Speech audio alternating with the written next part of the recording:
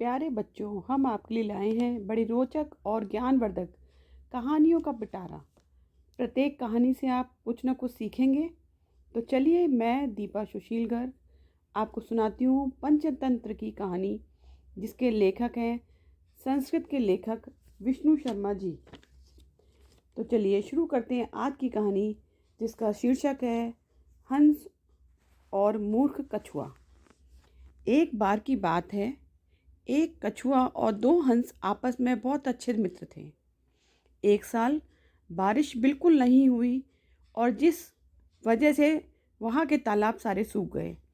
कछुए ने एक योजना बनाई और हंसों से बोला, एक लकड़ी का टुकड़ा लाओ, मैं उसे अपने दांतों के बीच में दबा लूँगा और तुम लोग उसके किनारे अपनी चोंच में दबाकर उड़ जाना और फिर हम तीनों किसी दूसरे तालाब में कहीं दूर चले जाएंगे। हंस मान गए। उन्होंने कछुए को भी एक चेतावनी दी, तुम्हें पूरे समय अपना मुंह बंद रखना होगा, वरना तुम सीधे धरती पर आ जाओगे और मर जाओगे। कछुआ तुरंत मान गया और सब कुछ तैयार हो गया। हंस कछुए को लेकर आसमान में उड़ने लगे। रास्ते में कुछ लोगों ने इस दृश्य को देखा और हंस की तारीफ करने लगे और बोला, अरे ये देखो, हंस कितने चतुर हैं कि वे अपने साथी कछुए को भी ले जा रहे हैं। जब कछुए ने उनकी ये बात सुनी तो उससे ना रहा गया। वो लोगों को बताना चाहता था कि ये विचार और ये सोच तो मेरी है। वह तुरंत बोल पड़ा। जैसे ही बोला, कछुआ तुरंत धरती पर जमीन पर आकर गिर गया और उसकी मृत्यु हो गई।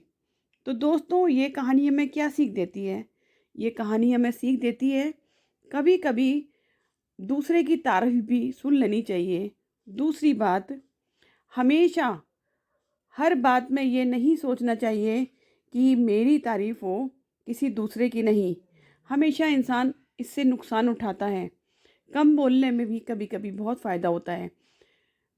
चलिए दोस्तों, इसी कहानी के संग मैं अपनी बात समाप्त करती हूँ और जल्द ही नई कहानी के संग हम फिर जुड़ेंगे।